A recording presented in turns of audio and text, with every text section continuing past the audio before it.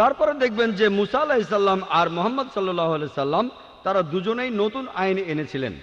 তবে বাইবেলের কথা অনুযায়ী যিশু বা ঈসা আলাইহিস সালাম নতুন কোনো আইন আনেননি। বাইবেলের গসপেল অফ ম্যাথিউ 5 নম্বর অধ্যায়ের 17 থেকে 18 অনুচ্ছেদে যিশু বা ঈসা আলাইহিস সালাম বলছেন, ভেবো না যে আমি নবীদের আইন ধ্বংস করতে এসেছি, আমি ধ্বংস করতে আসিনি, পূর্ণ করতে এসেছি। এরপরে আরো দেখবেন মুসা আলাইহিস সালাম আর মুহাম্মদ সাল্লাল্লাহু আলাইহি সাল্লাম আল্লাহর নবীর পাশাপাশি তারা পৃথিবীতে রাজা হিসেবে ছিলেন, অর্থাৎ কেউ অপরাধ করলে তারা মৃত্যুদণ্ড দেওয়ার ক্ষমতা রাখতেন, তারা অপরাধী ব্যক্তিদের মৃত্যুদণ্ড দেওয়ার ক্ষমতা রাখতেন। তবে যিশু বা ঈসা আলাইহিস সালাম তার এই ক্ষমতা ছিল না। গসপেল অফ জনের কথা আছে 18 অধ্যায়ের 36 অনুচ্ছেদে যিশু তার নিজের মুখে বলেছেন, আমার রাজত্ব এই পৃথিবীতে নয়। এরপর দেখবেন যে মুসা আর মুহাম্মদ সাল্লাল্লাহু আলাইহি সাল্লাম তাদের দুজনকেই তাদের লোকজনেরা আল্লাহর নবী হিসেবে মেনে নিয়েছিল, বেশিরভাগই। তবে যীশু খ্রিস্টের ব্যাপারটা দেখেন, সে সময় বেশিরভাগ লোক তাকে আল্লাহর নবী বলে মেনে নেয়নি। গসপেল অফ জনের 1 অধ্যায়ের 11 অনুচ্ছেদে বলা আছে সবাই তাকে ত্যাগ করেছিল। তাহলে ভালো করে দেখলে আপনারা বুঝবেন যে মুহাম্মদ সাল্লাল্লাহু আলাইহি সাল্লাম হলেন মুসা আলাইহিস সালামের মতো, কিন্তু ঈসা আলাইহিস সালাম মুসা আলাইহিস সালামের মতো নন। তাহলে এই ভবিষ্যৎবাণীটা বলছে আসলে নবীজি সাল্লাল্লাহু আলাইহি সাল্লাম সম্পর্কে। এখানে আরো বলা হয়েছে, আমি একজন নবী পাঠাবো তোমার ভাইদের মধ্য থেকে। আর আমরা জানি যে আরবরা হচ্ছে ইহুদিদের জ্ঞাতি ভাই। মুসা নবী ইহুদি ছিলেন, মুহাম্মদ সাল্লাল্লাহু আলাইহি সাল্লাম ছিলেন আরব। তারা দুজনে শান্তিতে থাকুন। তাহলে আরব আর ইহুদিরা জ্ঞাতি ভাই। এরপর এখানে আরো বলা হয়েছে, আমি একজন নবী পাঠাবো তোমার ভাইদের মধ্য থেকে, যে হবে তোমার মতো, আর সে আমার কথা মতো ধর্ম প্রচার করবে, সে আমার আদেশ পালন করবে। আমরা জানি যে মুহাম্মদ সাল্লাল্লাহু আলাইহি সাল্লাম আল্লাহ তাআলার কাছ থেকে ওহী পেয়েছিলেন, আর যা শুনেছিলেন সেটাই তিনি প্রচার করেছিলেন, যেন তার মুখ দিয়ে আল্লাহর কথাই বের হচ্ছে, আর আল্লাহর আদেশেই তিনি এসব করেছিলেন। তাই এই ভবিষ্যৎবাণীতে আসলে সর্বশেষ নবী মুহাম্মদ সাল্লাল্লাহু আলাইহি সাল্লাম সম্পর্কে বলা হয়েছে। এরপরের অনুচ্ছেদ বলছে, বুক অব ডিউটেরোনমি 18 নম্বর অধ্যায়ের 19 অনুচ্ছেদ বলা হয়েছে যে তোমরা যদি আমার কথা না মানো তাহলে আমি তোমাদের উপরে প্রতিশোধ নেব। তার মানে যারা এই নবীর কথা মানবে না, যে নবী আসবেন অর্থাৎ মুহাম্মদ সাল্লাল্লাহু আলাইহি সাল্লাম, আল্লাহ তাদের উপর প্রতিশোধ নেবেন। এরপরে উল্লেখ আছে বুক অব আইজায়া 29 নম্বর অধ্যায়ের 12 নম্বর অনুচ্ছেদে বলা হয়েছে যে আসমানি কিতাব দেয়া হবে তাকে যে শিক্ষিত নয়। কিতাব দেয়া হবে সেই নবীকে যে শিক্ষিত নয়। তাকে যখন বলা হবে এটা পড়ো, আমি প্রার্থনা করছি, সে তখন বলবে আমি পড়তে জানি না। আর আমরা জানি নবীজি সাল্লাল্লাহু আলাইহি সাল্লামের কাছে যখন প্রথম ওহী আসলো, ফেরেশতা জিবরাইল আলাইহিস সালাম তাকে বললেন ইকরা, পড়ো।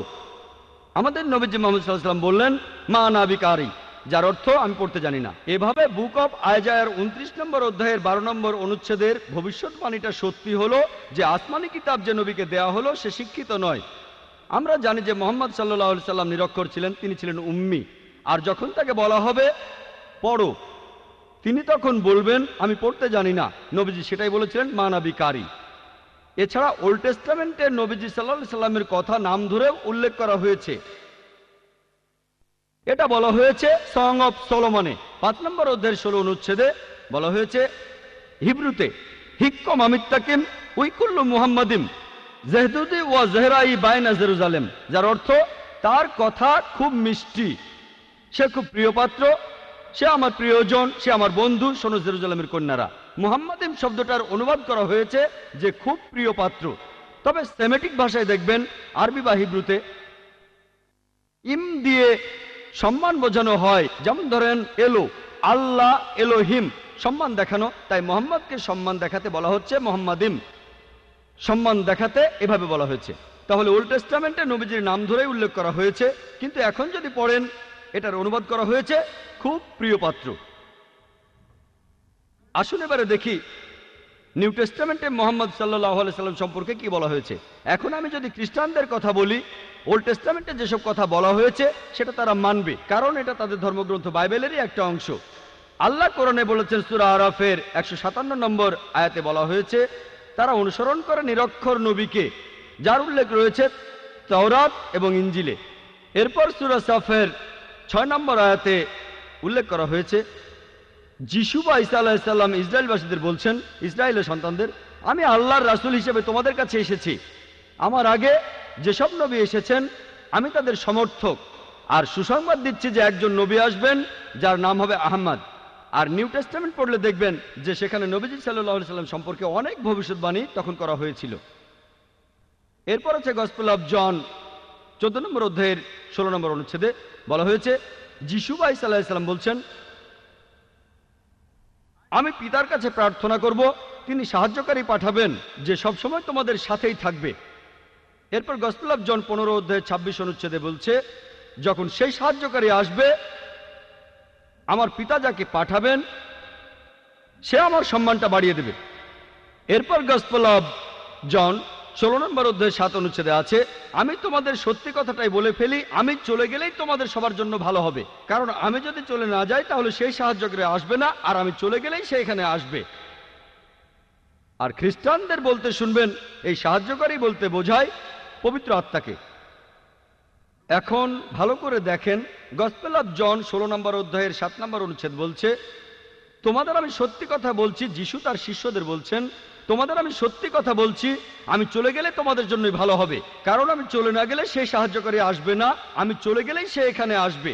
সাহায্যকারীর পৃথিবীতে আসার শর্ত হলো যে যিশু বা ঈসা আলাইহিস সালাম চলে যাবেন, তিনি চলে গেলেই সাহায্যকারী তারপর এখানে আসবেন। আমরা জানি যে পবিত্র আত্মা তখনও ছিল যিশুকে যখন ব্যাপটাইজ করা হয়, এমনকি যীশু খ্রিস্ট জন্মানোর আগেও পবিত্র আত্মা সেখানে ছিল যখন তিনি মায়ের গর্ভে ছিলেন। অনেক জায়গায় বাইবেল কথা বলা হয়েছে, তাহলে এই সাহায্যকারী আসলে পবিত্র আত্মা হতে পারে না। এরপরে দেখবেন এই সাহায্যকারী শব্দটা যদি গ্রিক বা অ্যারামাইক ভাষা দেখেন, গ্রিক ভাষায় এই শব্দটা হলো প্যারাক্লিট, এটার অনুবাদ করা হয়েছে সাহায্যকারী। প্যারাক্লিট শব্দটার অর্থ আসলে সমর্থন করা। মূল শব্দটা হলো প্যারাক্লিটস, যার অর্থ যে প্রশংসা করে অথবা যে প্রশংসা পাওয়ার যোগ্য। আমরা জানি যে আমাদের নবীজির দুটো নাম আছে, আহমেদ আর মোহাম্মদ সাল্লাল্লাহু আলাইহি সাল্লাম। এখন শব্দটা যাই হোক, ধরেন প্যারাক্লিটস যে প্রশংসা করে বা প্রশংসনীয়, অথবা ধরেন প্যারাক্লিট হোক সমর্থক বা সাহায্যকারী। আলহামদুলিল্লাহ, এই কথাগুলো সবচেয়ে বেশি মেলে সর্বশেষ নবী মুহাম্মদ সাল্লাল্লাহু আলাইহি সাল্লামের বেলায়। এরপর গসপেল অফ জনে বলা হয়েছে 16 নম্বর অধ্যায়ের 12 থেকে 14 নম্বর অনুচ্ছেদে, যিশু বা ঈসা আলাইহিস সালাম বলছেন, তোমাদের আমি অনেক কথাই বলতে চাই, কিন্তু তোমরা এখন সেগুলো বুঝবে না, কারণ যখন সত্যের আত্মা তোমাদের কাছে আসবে সে তোমাদের সত্যের পথে নিয়ে যাবে। সে তার নিজের কথা বলবে না, যে কথাগুলো শুনবে সেগুলোই বলবে, সে আমাকে মহিমান্বিত করবে, সে তোমাদের ভবিষ্যতের কথা বলবে। এখানে বলা হয়েছে, আমি তোমাদের অনেক কথা বলতে চাই কিন্তু তোমরা এখন সেটা বুঝবে না। যীশু খ্রিস্ট তার শিষ্যদের বলছেন, আমি তোমাদের অনেক কথা বলতে চাই কিন্তু তোমরা এখন সেগুলো বুঝবে না, কারণ যখন সত্যের আত্মা তোমাদের কাছে আসবে সে তোমাদের সত্যের পথে নিয়ে যাবে, তার নিজের কথা বলবে না, সে যা শুনবে তাই বলবে। আমরা জানি নবীজির কাছে যে ওহী এসেছিল তিনি সেটাই বলেছিলেন, সে তার নিজের কথা বলবে না, যে কথাগুলো শুনবে সেগুলোই বলবে, সে তোমাদের ভবিষ্যতের কথা বলবে, সে আমাকে মহিমান্বিত করবে। আমরা জানি মুহাম্মদ সাল্লাল্লাহু আলাইহি সাল্লাম যিশুকে মহিমান্বিত করেছেন পবিত্র কোরআনে আর বিভিন্ন হাদিসে। আমরা মানি যিশু বা ঈসা আলাইহিস সালাম তিনি আল্লাহ সুবহানাহু ওয়া তাআলার প্রেরিত একজন রাসূল ছিলেন। আমরা মানি যে যিশু বা ঈসা আলাইহিস সালাম হলেন মসিহ অর্থাৎ খ্রিস্ট। বিশ্বাস করি যে তিনি অলৌকিকভাবে জন্মেছিলেন কোনো পুরুষের হস্তক্ষেপ ছাড়াই, যেটা অনেক আধুনিক খ্রিস্টান বিশ্বাস করে না। বিশ্বাস করি তিনি আল্লাহর আদেশে মৃত মানুষকে জীবিত করেছেন। বিশ্বাস করি তিনি আল্লাহর আদেশে জন্মান্ধ কুষ্ঠরোগীদের সুস্থ করেছেন। তাহলে নবীজি মুহাম্মদ সাল্লাল্লাহু আলাইহি সাল্লাম যিশু খ্রিস্টকে মহিমান্বিত করেছিলেন। তাহলে এই ভবিষ্যৎবাণীটাও আসলে আমাদের নবীজি মুহাম্মদ সাল্লাল্লাহু আলাইহি সাল্লাম সম্পর্কে বলছে। এই হলো সংক্ষেপে ইহুদি আর খ্রিস্টানদের ধর্মগ্রন্থে আমাদের নবীজির বর্ণনা। সময়ের স্বল্পতার কারণে এখানে আমি অনেক উদ্ধৃতির কথা বলিনি। এটা হলো সংক্ষেপে বিশাল আইসবার্গের মাথাটা। আমাদের নবীজি মুহাম্মদ সাল্লাল্লাহু আলাইহি সাল্লাম বিভিন্ন ধর্মগ্রন্থে তার সম্পর্কে কি বলা হয়েছে। আমার লেকচার শেষ করার আগে কোরআন থেকে একটা উদ্ধৃতি দেব। সূরা কাউসারের 1 থেকে 3 নম্বর আয়াতে আল্লাহ বলেছেন, ইন্না আতাইনা কাল কাউসার ফাসাল্লি লিরাব্বিকা ওয়ানহার ইন্না শানিয়াকা হুয়াল আবতার। অর্থাৎ আমি তাকে দিয়েছি কল্যাণের প্রাচুর্য কাউসার। আর তুমি কোরবানি করো, প্রতিপালকের নামে সালাত আদায় করো। যদি কেউ তোমাকে ঘৃণা করে মুহাম্মদ সাল্লাল্লাহু আলাইহি সাল্লামকে, সেই ব্যক্তি তখন নির্বংশ হয়ে যাবে। ওয়া আখিরু দাওয়ানা আলহামদুলিল্লাহি রাব্বিল আলামিন।